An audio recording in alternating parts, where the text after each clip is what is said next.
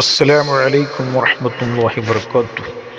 ബിസ്മില്ലാഹി വൽഹംദുലില്ലാഹി വസ്സലാത്തു വസ്സലാമു അലാ അഷ്റഫി റസൂലില്ലാഹി വഅലാ ആലിഹി വസഹ്ബിഹി അജ്മഈൻ. അമ്മാ ബഅദ്. ഏറ്റവും സമാദരണീയരായ സഹോദരങ്ങളെ, സഹോദരിമാരെ, പരിശുദ്ധമായ റമദാനിലെ ഏറ്റവും പവിത്രമായ രാവിലേക്കും ദിവസത്തിലേക്കുമാണ് വിശ്വാസി ലോകം പ്രവേശിക്കുന്നത്.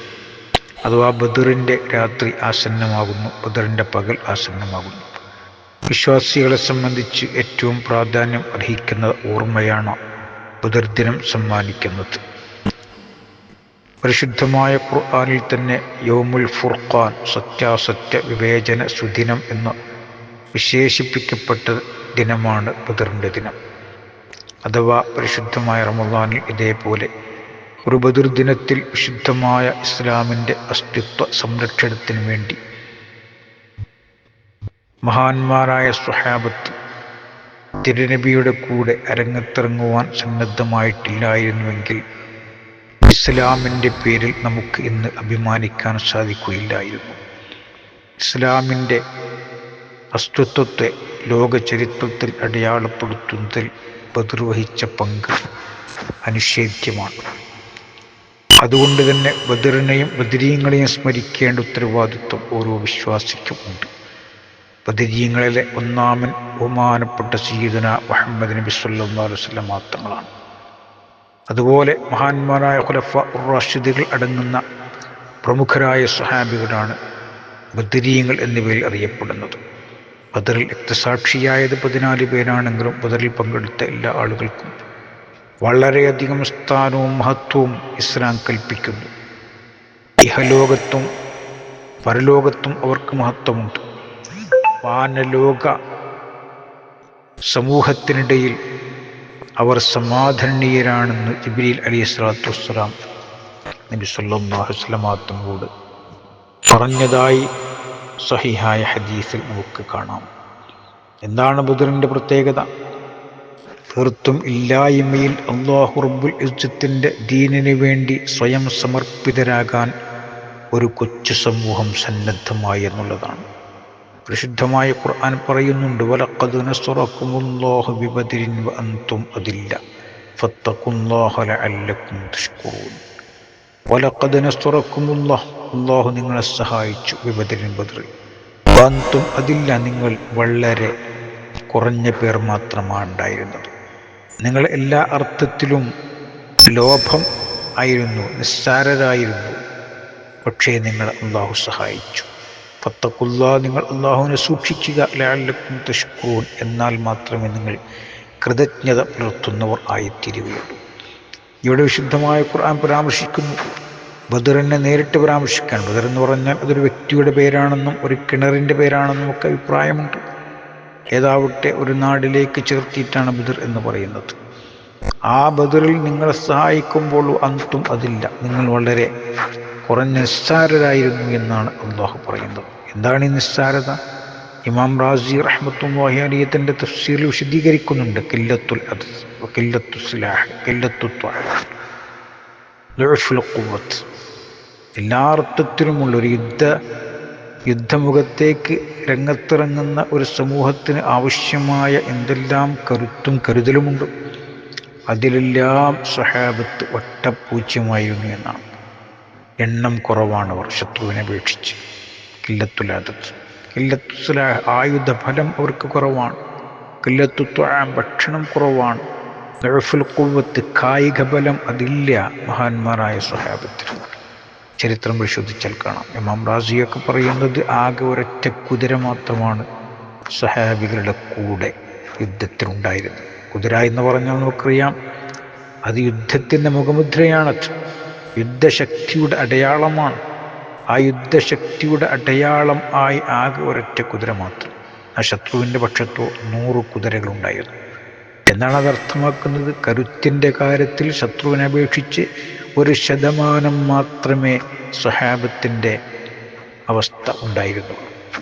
99% ഫലവും ശത്രുപക്ഷത്തായിരുന്നു. പക്ഷെ ആ ശത്രുവിനെ അതിജയിക്കാൻ മുന്നോട്ട് ചെല്ലാനും വരുന്ന സ്വഹാബികൾക്ക് സാധിച്ചു. എന്തായിരുന്നു അവരുടെ കരുത്ത്? അത് ഈമാനാണ്.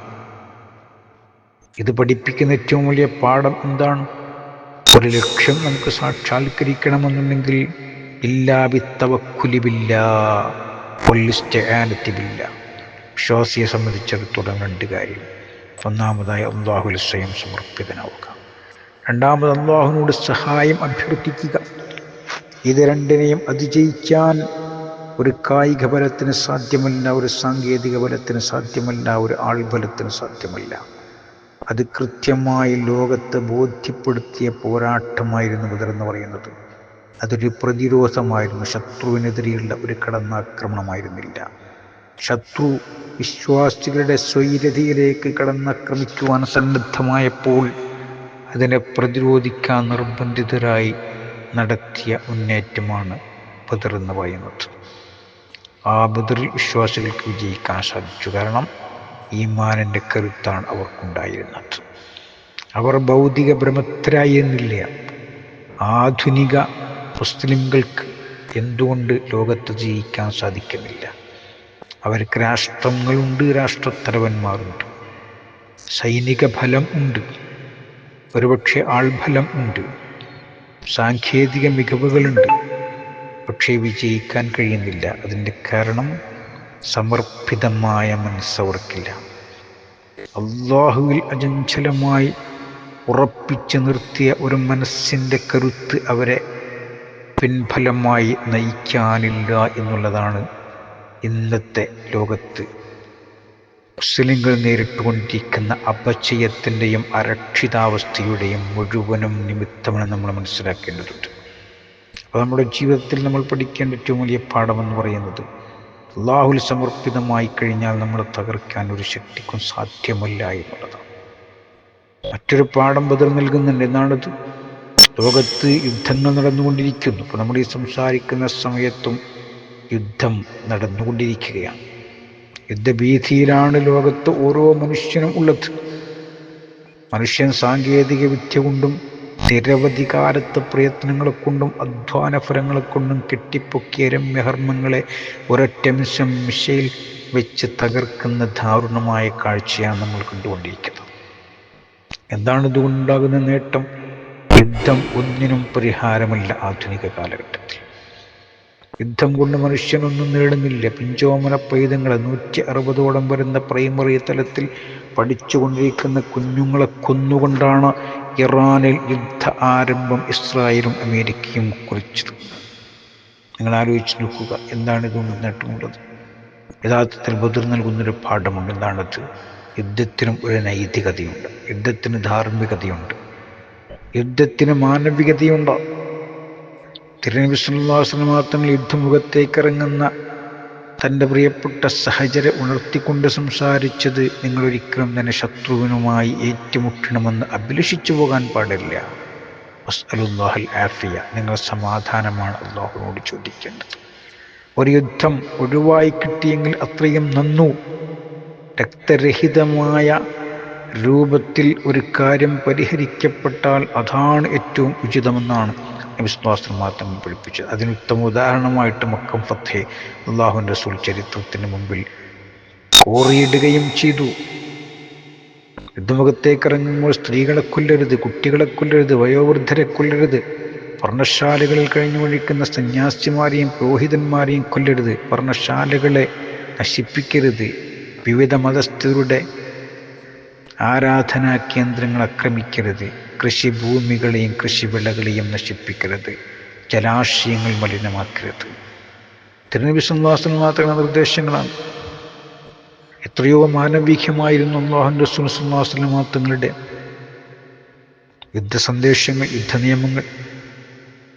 പക്ഷേ ഇന്നതൊക്കെ ലോകത്തിന് നഷ്ടപ്പെട്ടു പോയി. തിരുനബിയിലേക്ക് തിരിച്ചു പോവുക എന്നുള്ളതാണ് പ്രധാനം.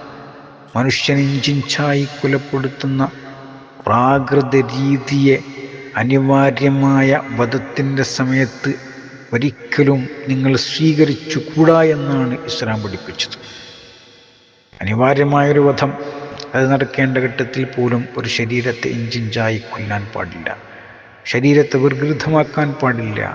തിരുനബി സല്ലല്ലാഹു അലൈഹി വസല്ലം തങ്ങൾ പഠിപ്പിച്ചു. അപ്പോൾ ഈ സ്നേഹക്കാരുണ്യ ദയാവായ്പ് അത് ലോകത്ത് നഷ്ടപ്പെട്ടതിൻ്റെ നിദർശനമാണ് നമ്മൾ കണ്ടുകൊണ്ടിരിക്കുന്നത്. എനിക്ക് ഓർമ്മപ്പെടുത്താനുള്ളത് ബദറിൻ്റെ പകലിനെയും രാത്രിയും ആരാധനകളെ കൊണ്ട് ധന്യമാക്കാൻ നമ്മൾ സന്നദ്ധമാവുക. അലി റളിയല്ലാഹു അൻഹു, ബഹുമാനപ്പെട്ട സയ്യിദുനാ സെയ്ദ് ബിൻ സാബിത്ത് റളിയല്ലാഹു അൻഹു, അബ്ദുല്ലാഹി മസ്ഊദ് റളിയല്ലാഹു അൻഹു തുടങ്ങിയിട്ടുള്ള മഹാരഥന്മാരൊക്കെ ബദറിൻ്റെ രാവിന് വളരെയധികം പ്രാധാന്യം കൽപ്പിക്കുകയും ആരാധനാമുറകളെ കൊണ്ട് ധന്യമാക്കുകയും ചെയ്തു. തിരുനബി സല്ലല്ലാഹു അലൈഹി വസല്ലം തങ്ങൾ ബദറിൻ്റെ പകലിൽ ഏത് ദിവസമായിരുന്നാലും മസ്ജിദ് ഖുബായിലേക്ക് പ്രത്യേകമായി യാത്ര തിരിച്ചിരുന്നു. കാരണം ആ ദിവസത്തിനെ ആദരിച്ചുകൊണ്ട് ബഹുമാനിച്ചുകൊണ്ട്. മക്കത്തുള്ള പ്രിയപ്പെട്ട വിശ്വാസി സമൂഹം എല്ലാ കാലത്തും ബദർ രാവ് ആസന്നമായി കഴിഞ്ഞാൽ മറ്റുള്ള രാവുകളേക്കാളും പകലുകളേക്കാളും കൂടുതൽ ഉംറകളും തവാഫുകളും വർദ്ധിപ്പിച്ചിരുന്നു എന്ന് ചരിത്രം രേഖപ്പെടുത്തുകയാണ്. അല്ലാഹു സുബ്ഹാനഹു വ തആല ബദറിൻ്റെ പുണ്യത്തെ ഉൾക്കൊള്ളുവാനും ആദരിക്കുവാനും മഹാന്മാരായ ബദരീങ്ങളോടുള്ള കടപ്പാടും ബാധ്യതയും കൂട്ടുവാനും ബദരീങ്ങളുടെ പേരിൽ സംഗമിക്കുവാനും ബദരീങ്ങളുടെ പേരിൽ അന്നദാനം നടത്തുവാനും ബദരീങ്ങളുടെ പേരിൽ ദാനധർമ്മം ചെയ്യുവാനും ബദരീങ്ങളുടെ മഹത്വങ്ങളെ പാടിപ്പുഴ്ത്തുവാനും ഒക്കെ തൗഫീഖ് നൽകി നമ്മെ അനുഗ്രഹിക്കുമാറാവട്ടെ എന്ന് ദുആ ചെയ്ത് അവസാനിപ്പിക്കുന്നു. നിങ്ങളുടെ പ്രാർത്ഥന ഉൾപ്പെടുത്തുക. വാഖിറു ദഅ്വാനാ അൽഹംദുലില്ലാഹി റബ്ബിൽ ആലമീൻ. അസ്സലാമു അലൈക്കും വറഹ്മത്തുള്ളാഹി.